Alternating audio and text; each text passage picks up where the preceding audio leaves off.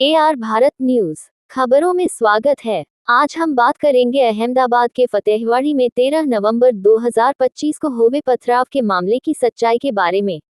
अहमदाबाद के जोहापुरा नालसरोवर कॉलोनी फतेहवाड़ी में पथराव। वेजलपुर पुलिस मौके पर पहुंची और सख्त कार्रवाई की। नालसरोवर कॉलोनी फतेहवाड़ी में पथराव की घटना सामने आई। जब वेजलपुर पुलिस को घटना की सूचना मिली तो तुरंत सर्विलांस स्क्वाड की टीम मौके पर पहुंच गई।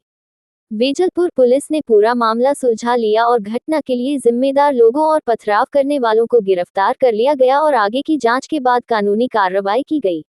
नलसरोवर की सबसे बड़ी बस्ती फतेहवाड़ी में 6 लोगों का एक समुदाय वर्षों से लंबे समय से विवाद चल रहा है।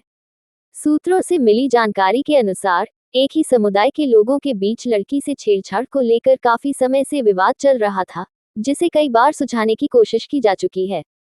फिर भी 13 नवंबर 2025 देर रात पुराने मुद्दों को लेकर विभिन्न समूह आमने सामने आ गए और शिकायतों और मतभेदों पर पहले हुई बहस के बाद हिंसा पथराव में बदल गई।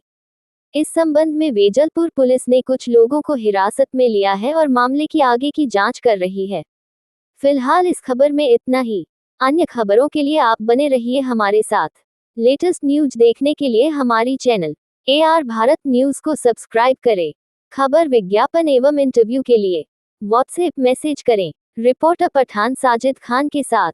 AR भारत न्यूज की रिपोर्ट, अहमदाबाद। सर, गईकाले फतेहवाड़ी वेजलपुर પોલીસ સ્ટેશન વિસ્તારની અંદર ફતેહવાડીમાં પથ્થરમારાની બનાવ બન્યો હતો। શા કારણસર આ બનાવ બન્યો હતો?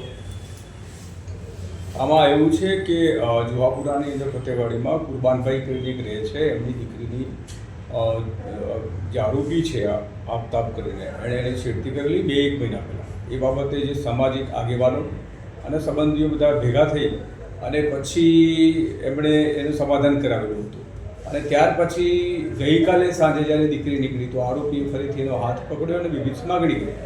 એટલે આ અનુસંધાને દીકરીએ ઘરે જઈ અને બધી વાત કરતાં ઘરના બધા ભેગા થયેલા અને પછી જે આરોપી છે એના ઘરે ઠપકો આપવા ગયેલા। એ ઠપકો આપવા ગયેલા એ દરમિયાન સામે આવી જતા પથ્થરમારો થયેલો અને બંને પક્ષ તરફથી હથિયારો લઈને નીકળ્યા અને લાકડી લઈને મારામારી કરવાના આશયથી નીકળેલા હતા। એ દરમિયાન પોલીસને જાણ થતાં વેજલપુર પોલીસ પહોંચી ગયેલી અને કોઈ પણ બનાવ બનતો અટકાવી દીધો। આ અનુસંધાને કુલ 3 ફરિયાદ થઈ છે।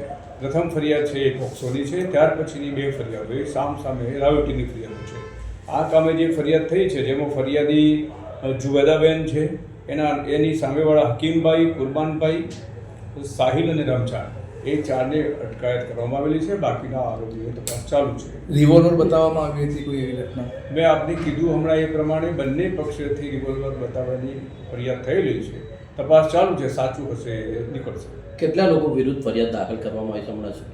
ટોટલી જે ફરિયાદ થઈ છે જે પોક્સોની છે એમાં આરોપી 1 છે, રાયોટિંગ છે એમાં બંને તરફે એકમાં 5 આરોપી છે અને બીજામાં 7 આરોપી છે।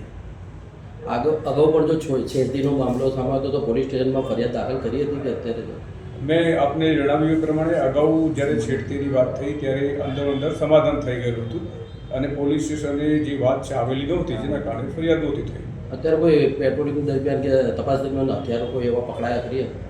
એ તપાસ ચાલુ છે। એલિગેશન ફરિયાદમાં છે એ પ્રમાણે તપાસ ચાલુ છે, જે હશે આપણે જણાવવા આવશે। ઓકે।